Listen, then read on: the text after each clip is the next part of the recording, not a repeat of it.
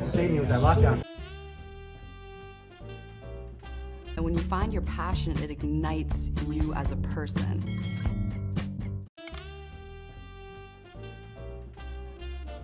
Hello, what is going on? If this is your first time meeting me, hello, my name is Crystal. Nice to meet you. I've been doing Jiu-Jitsu for 5 years and like to help people on their Jiu-Jitsu journey who like hearing about Jiu-Jitsu.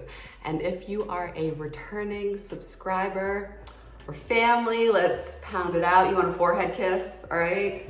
I like consensual forehead kisses, so come, let's bring it in. Mwah.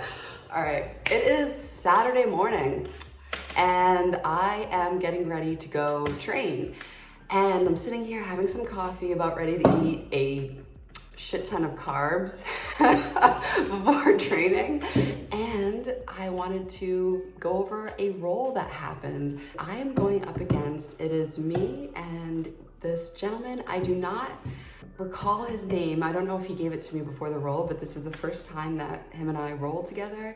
And he told me that he has been training like on and off for 5 years. It's no-gi, so I'm not sure what belt he is. I'm assuming blue, possibly purple, who, I don't know. I didn't ask these things, I just roll with people. And then he has about 50 pounds on me.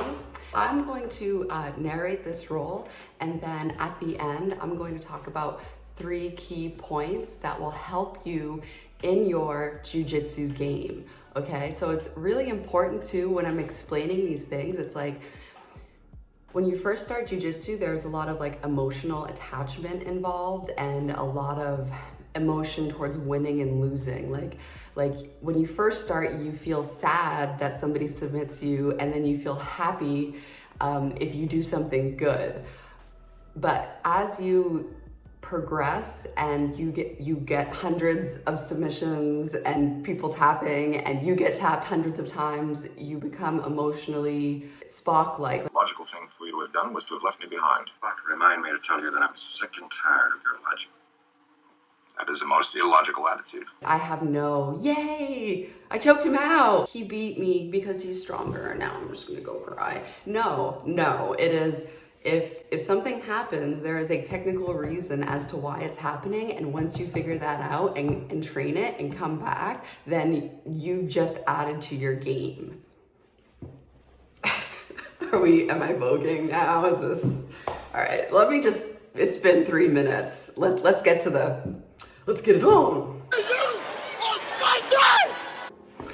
All right, we touch hands, and now we are fighting for dominant grip positions. I'm circling around. I go in for a double leg, and then after back that up with an outside trip, he tries to sweep me. I back step and pick up his leg, almost like an ankle pick, so he can't get it behind him, so he can't drive forward. He tries to sweep me again, and I back step right onto the concrete. And so I'm like, yeah, let's move away from this concrete little square.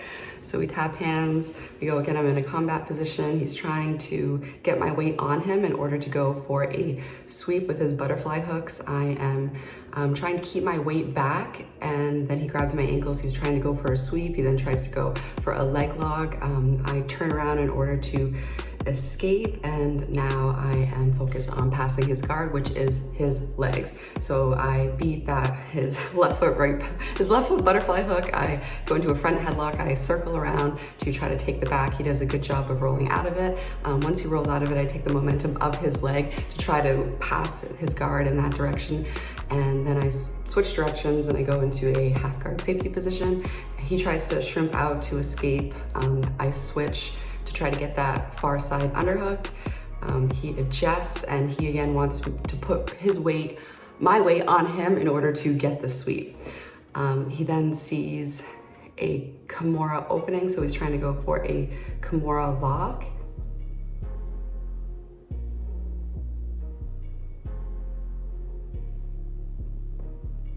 And I am trying to pass his guard and defend, and in order to defend the Kimura, I am putting my hand on my inner thigh, but he rips my arm out of Basically, what you want to do in order to defend the Kimura is put your arm on your inside thigh, but if they have the ability to like rip it out and get your arm behind your back, then they'll get the finish.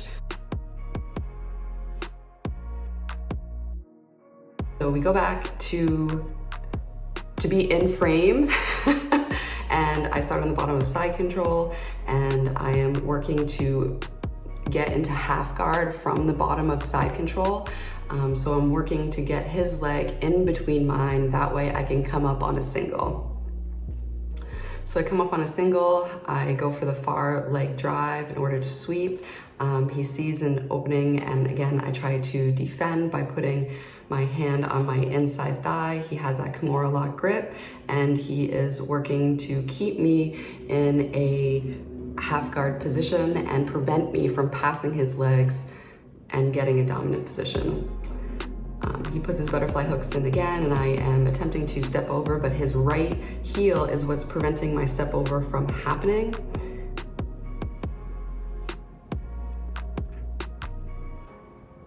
And I am driving him down to get him to have a flat back on the mat. Anytime that you are rolling and you are on top, you want to flatten out your opponent, meaning you want both of their shoulder blades on the ground. And vice versa, if you are trying to escape, you do not want both shoulder blades on the ground. So right now what I'm doing is I am stepping over his hook, and I'm using my knee to pin his leg to the ground in order to make room for my inside leg to pin to the ground, and I have passed his guard now. I am in side control.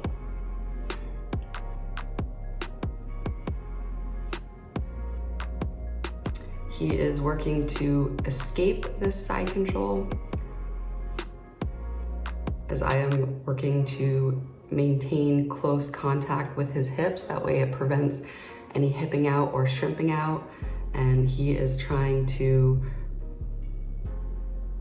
escape, and he successfully improves his position from going from the bottom of side control to getting a half guard by trapping my leg. And currently he has my leg in what's called a lockdown, and I am working to try to get out of the lockdown by taking my foot and trying to go above his foot. So I successfully get out of the lockdown, and now I'm working to pass his guard, and he is working to keep both butterfly hooks in and retain his guard. So that's the fight. And he is trying to use his butterfly hooks to go for a sweep as I am trying to keep my way back. And again, we want to get away from that little patch area that doesn't have, that's concrete. And I successfully pass his guard and go to a front turtle and use my knee in order to get inside of his tight turtle, and then do a technique to gain back position. And he is fighting. Currently I'm trying to go for a rear naked choke finish, and he's doing a very good job of controlling my wrists. That way I don't get that position fully. So he's fighting me to escape a rear naked choke, and he is slipping out of my back position. So it's always position before submission. So I will give up the rear naked choke in order to ensure that I maintain a dominant position. So I transition from the back to mount, and now he escaped and has me in half guard, and he is trying to sweep me with his butterfly hooks. And again, I tried to kill those butterfly hooks by keeping my weight back.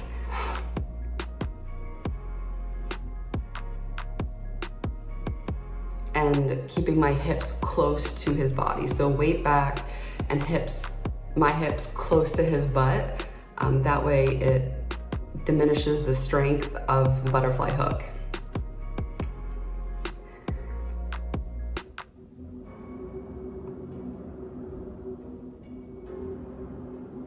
And now is the game of passing The butterfly hooks, I think if I would have taken my right hand and grabbed, actually I know this, I don't think, if I would have taken my hand and grabbed his heel at that moment, I'll tell you at the end, but there's something that I could have done that that would have been better in that situation. And right then he got the Kimura. This is an opening that, I'm not sure if the previous video, if I've released it or not, but this is an opening that happens to me. I'll talk about it more at the end of the video.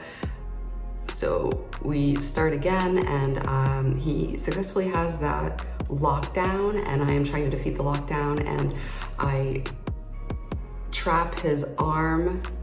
It's a technique that's very successful, especially if you are trying to do MMA. Anytime that you trap their arms, you leave they're unable to protect their face, so you can successfully punch them in the face with these types of techniques. And now I am in the lockdown again, and I'm stepping over his foot consistently, but he's regaining that foot lock. And now I pass his guard and go from side control and do a knee over to a mount position. He is bridging out, and I am using a back heel to be very sticky to maintain mount. And he shrimps out and successfully gets my leg and I into a half guard position, and now I am in a half guard safety position and working to get my leg out of his legs.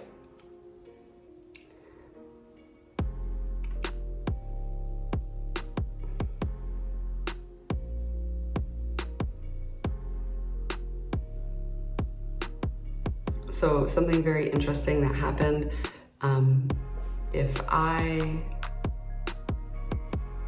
guess I'll tell you that at the end, or I'll just keep talking through it. So what's really interesting is when I passed the half guard, this might be the end actually, yep. All right, so one thing that was extremely interesting is when I went to pass his half guard, typically I can do a cut across pass, and I've always been very successful with that. But what I tried to do is I tried to implement both the pinning of the arm while passing his legs. And because the pin actually, pinning that arm, this arm right here, do you see how that arm is pinned? So typically that will work for you if you've already passed the legs and passed your opponent's guard.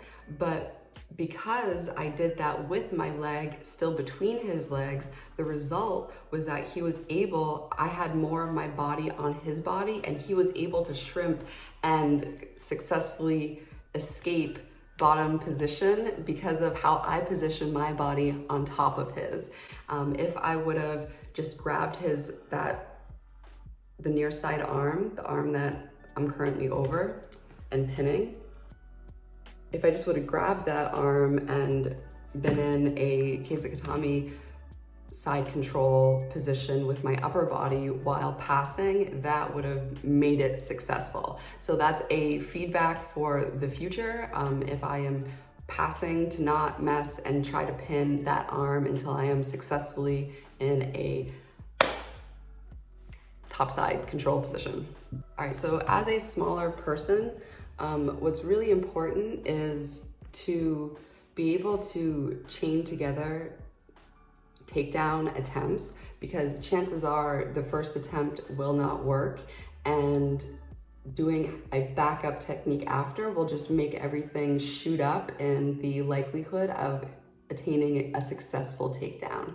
So here I start with a double leg, and I then swing my leg around to do an outside trip, which has been very successful for me. It was successful in my not last, but the time before my MMA fight, my first MMA fight. And if you're a smaller person, this is something to think about.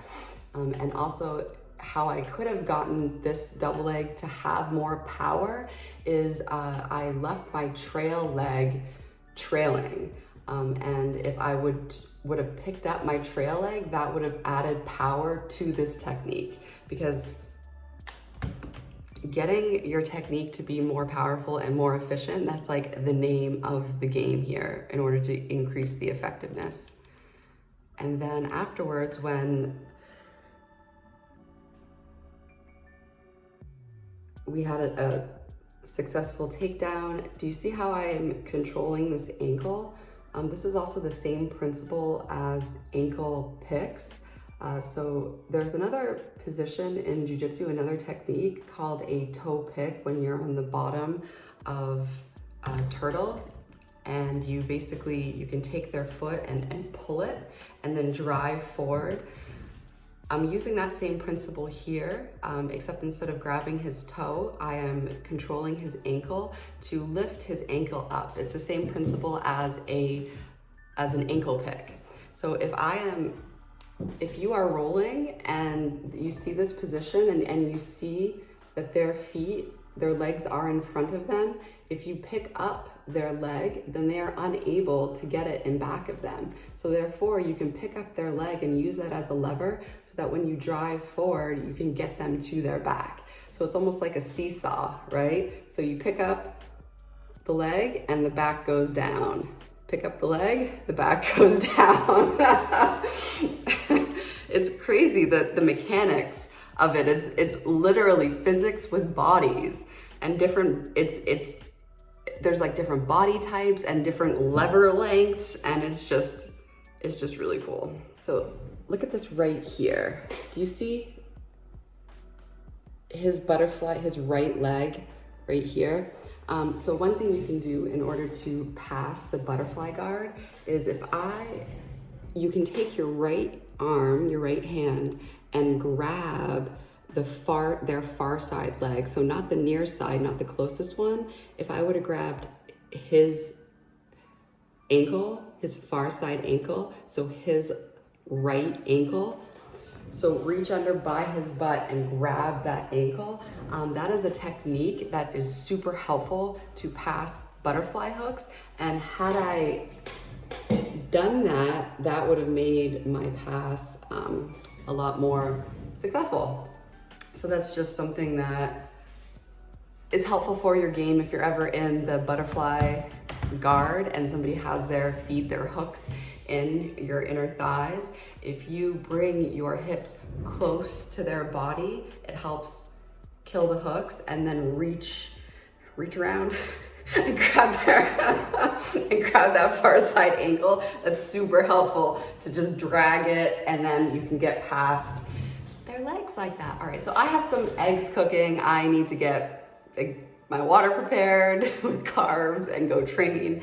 But yeah, so all in all, something to keep in mind, especially as a smaller person, is anytime that you are rolling, like your goal is to be on top. Like being on top is the dominant position. If you are in half guard, the person on top has gravity on their side. So that really helps you to control somebody else's body. And yeah, like if you've ever played bottom, this sounds so bad. If you've ever been a bottom, if you've ever played bottom before, you know that having, especially somebody really big on top of you, sucks. The big one. So especially as a smaller person, work to get on top and stay on top. That's gonna make your life much easier. You know what I'm saying? It's like, yeah, we know finishes from the bottom, but that's only in oh crap situations, right? That's like only in situations where like you need an airbag. Like, so yeah, it's great to know submissions and it's great to know finishes from the bottom, but that's not where I want to be, especially when there's strikes involved. No sir, no ma'am. We like top positions here. All right, so thank you so much for watching, and yeah, if you found this valuable, go ahead and subscribe to the channel. You know what I'm saying? That way I can show up on your page and you don't have to go searching for me. It just makes life easier. So I'm gonna go eat so that I have enough time to digest so I don't puke. during training. And yeah, so until next time, keep on training, keep on working those techniques. You're getting better every single day. You might not see it, but it's happening. It's like a tree growing. Like, look how much growth has happened to that plant, but you don't see it day to day. Just one day you look at the plant and you're like, wow, that thing is just taking over. You know what I'm saying? All right, so until next time.